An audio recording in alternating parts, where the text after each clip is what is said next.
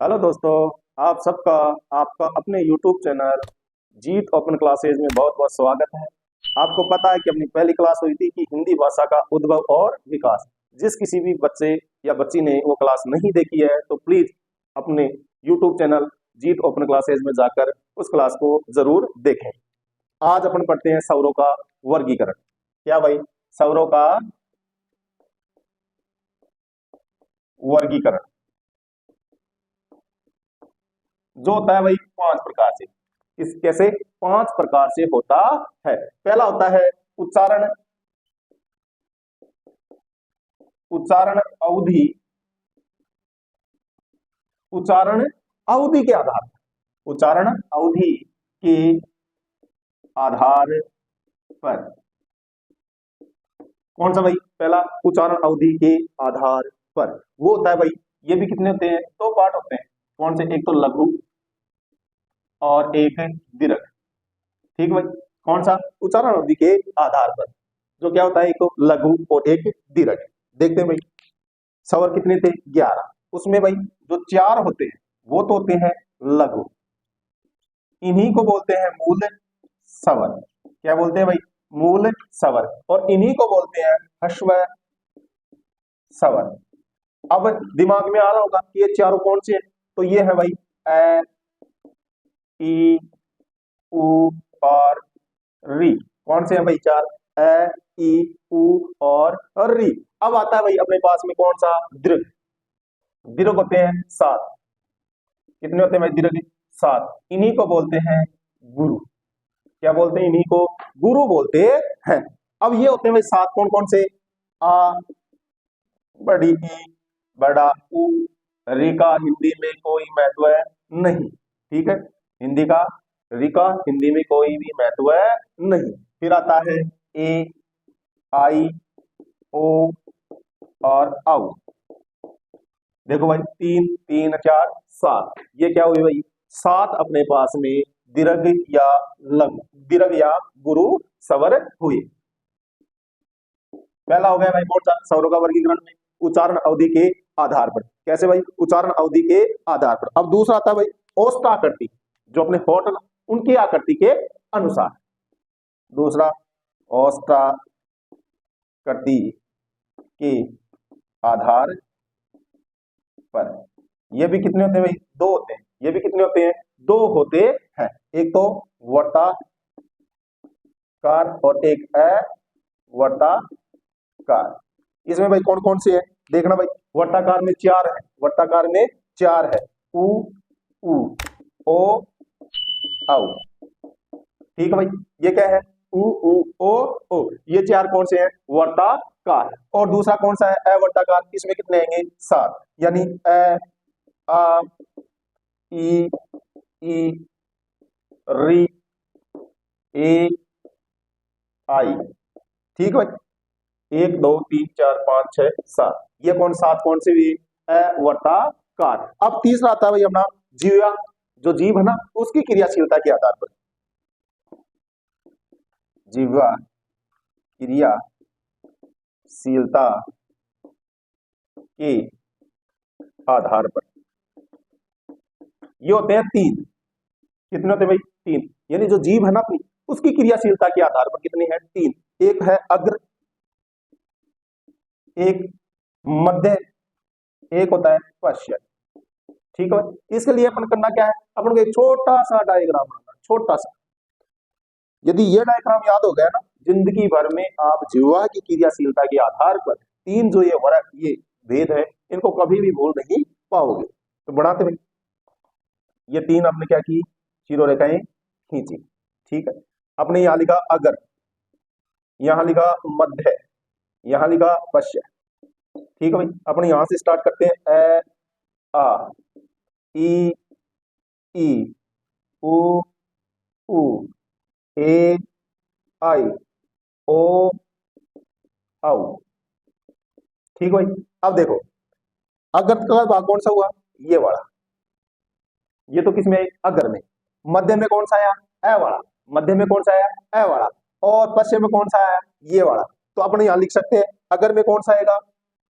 कौन कौन से स्वर आएंगे? ई, ई, ए आई, ये तो चार है, ये तो होगा अगर। और मध्य में कौन सा आएगा? ए वाला। कौन सा? ए वाला। तो पश्चिम में कौन सा आएगा? उ, उ, ओ, आउ और आ। ये पांच तो कौन से आ गए? पश्चिम में आ गए। चलो भाई ठीक है, अब देखते हैं आगे। चलो भाई अब देखते हैं अपना चौथा। ठीक है भाई, वो होता है भाई कौन सा चौथा? कौन सा है? मुखाकृति के आधार। मुखाकृति कृति के आधार पर, यानी जो अपना मुख, अपना मुंह है, उसकी आकृति के आधार पर कितने होते हैं? चार होते हैं। कितने होते हैं भाई?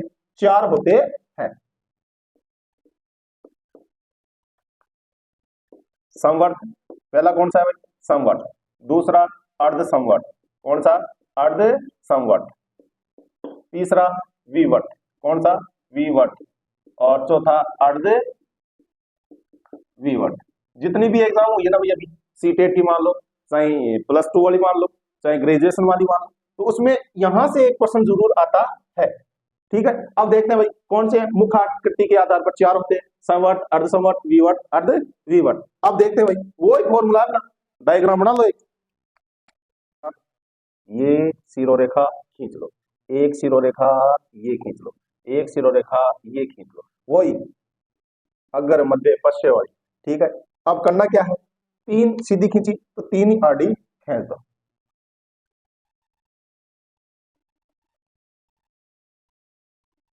ठीक है भाई, ये इतना सा काम करना है। यहां क्या लिखना है आपको? संवर्त। क्या लिखना है? संवर्त। यहां क्या लिखना है? अर्ध संवर्त। ठीक है भाई, यहां क्या लिखना है आपको? विवर्त। क्या लिखना है? विवर्त। और यहां क्या लिखना है? अर्ध विवर्त। ठीक है भाई, अब करना क्या है? क्या करना है? ए आ, ई ई, उ उ, ए आई, ओ आओ।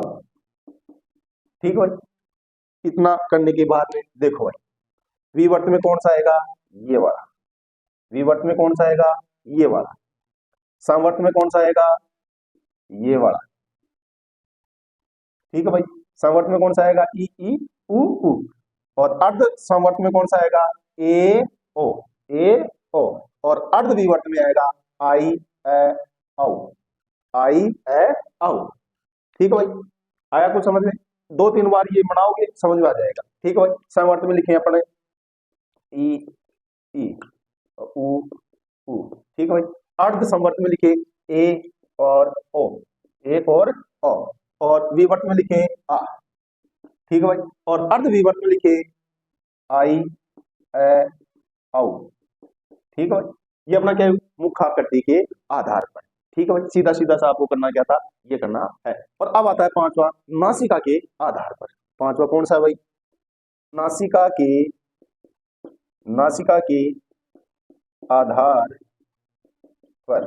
वो कितने भाई? दो। कितने हैं भाई?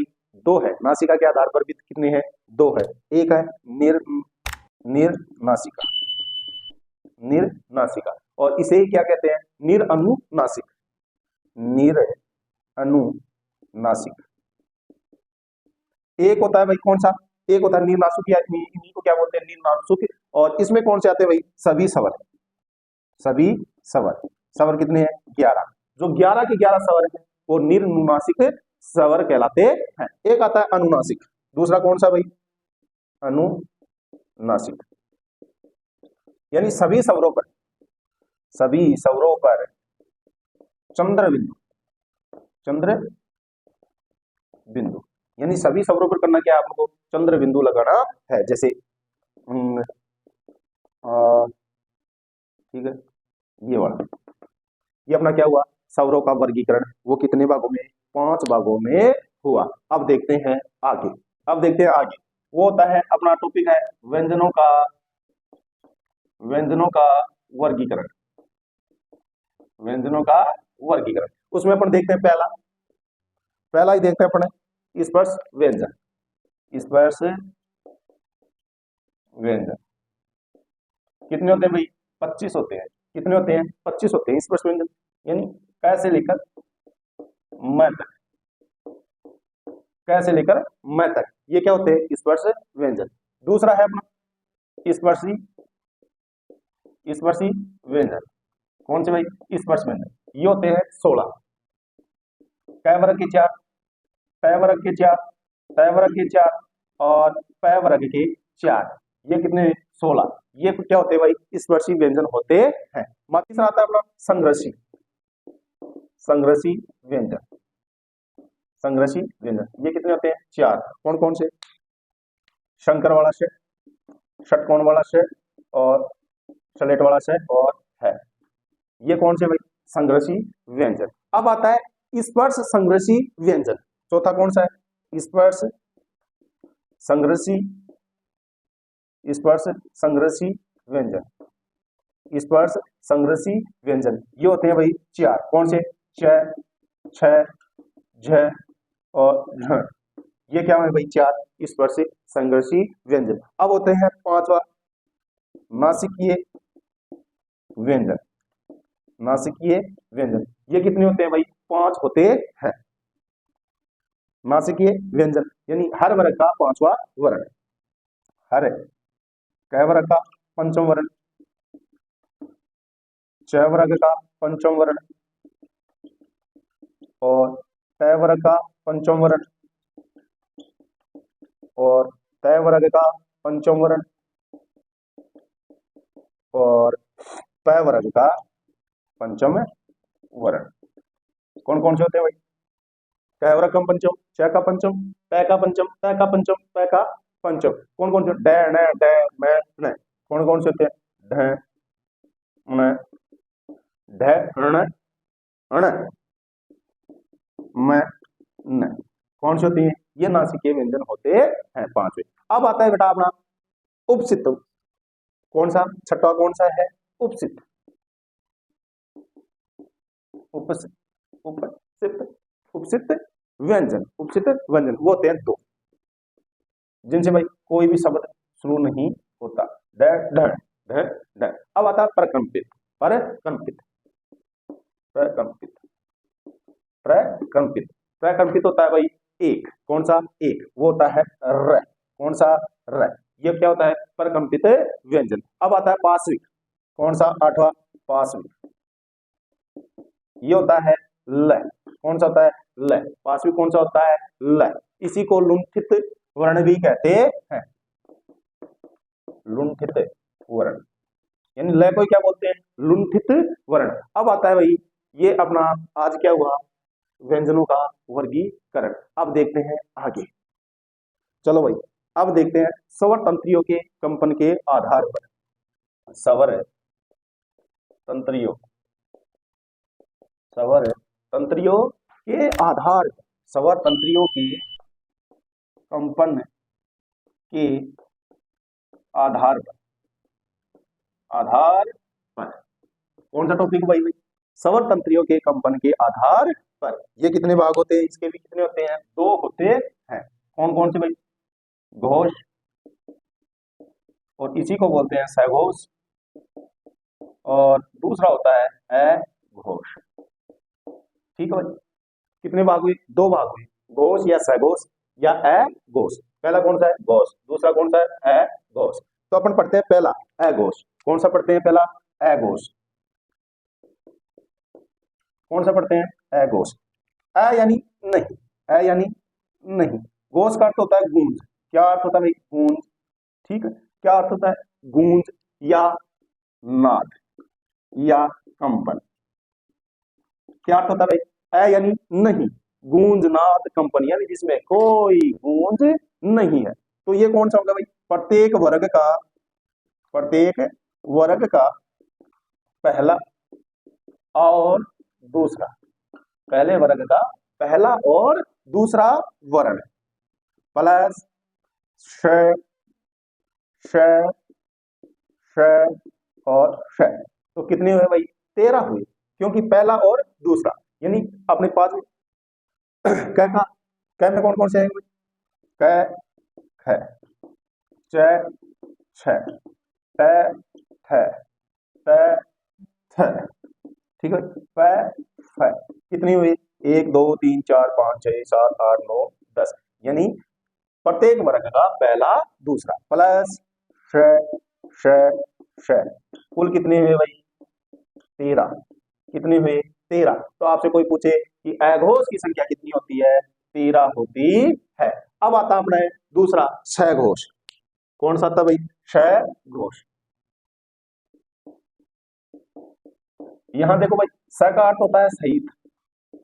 स का अर्थ क्या होता है? सहित। घोष, घोष यानी गुंजन, गूंज। क्या होती है? गूंज, नाद या कंपन, यानी जिसमें साथ में क्या हो भाई? गूंज, नाद, कंपन। ये कौन सा होगा भाई? प्रत्येक वर्ग का तीसरा, चौथा और पंचम वर्ग प्लस य, र, ल, व, है और प्लस सभी सवर्ग। ठीक भाई। अब देखो कौन सा? तीसरा, चौथा, पांचवा। तीसरा, चौथा, पांचवा और य, र, ल, व, है और सभी सवर्ग। इनकी संख्या कितनी होती है भाई? 31। कितनी होती है संख्या? 31। ठीक है भाई। देखे कौन कौन सा? पहले वर्ग में घ, घ, अड़, झ, झ, अण। ठीक है भाई। ढ, ढ, अण। ठीक है भाई। ऐसे होता है त, थ, ध, न, भ, भ, म। ठीक भाई। ये को क्या हुई? तीसरा, चौथा और पांचवा। प्लस अपने पास में क्या है? 5। य, र, ल, व और सभी सवर। तो कुल कितनी हुई? 31। ठीक है भाई। ये अपना क्या हुआ? सवर तंत्रियों के आधार पर। अब देखते हैं आगे। अब देखते हैं भाई प्राणवायु या श्वास के आधार पर। प्राणवायु व श्वास के आधार पर। कौन सा भाई? प्राणवायु श्वास के आधार पर। ये कितने होते हैं भाई? ये भी 2 होते हैं। एक होता है अल्प प्राण, अल्प प्राण, और एक होता है महाप्राण। क्या होता है? महाप्राण। एक होता है अल्प प्राण, एक होता है महाप्राण। ये होता है भाई प्रत्येक वर्ग का पहला, तीसरा और पंचम वर्ग। ठीक है भाई। इसके साथ में क्या आएंगे? य, र, ल और व प्लस सभी सवर्ग। ठीक भाई। अल्प प्राण में कौन से आएंगे? प्रत्येक वर्ग का पहला, तीसरा और पंचम वर्ण प्लस य, र, ल, व और सभी सवर्ग। इनकी संख्या कितनी होगी? संख्या भाई 30 होगी। कितनी होगी भाई? 30 होगी। अब आता है महाप्राण। प्रत्येक वर्ग का दूसरा और चौथा प्लस श, श, श और है। क्या भाई? प्रत्येक वर्ग का दूसरा और चौथा प्लस श, श, श है। इनकी संख्या कितनी होती है? 14 होती है। चलो भाई ठीक है, आज की क्लास को यहीं विराम देते हैं। नमस्कार।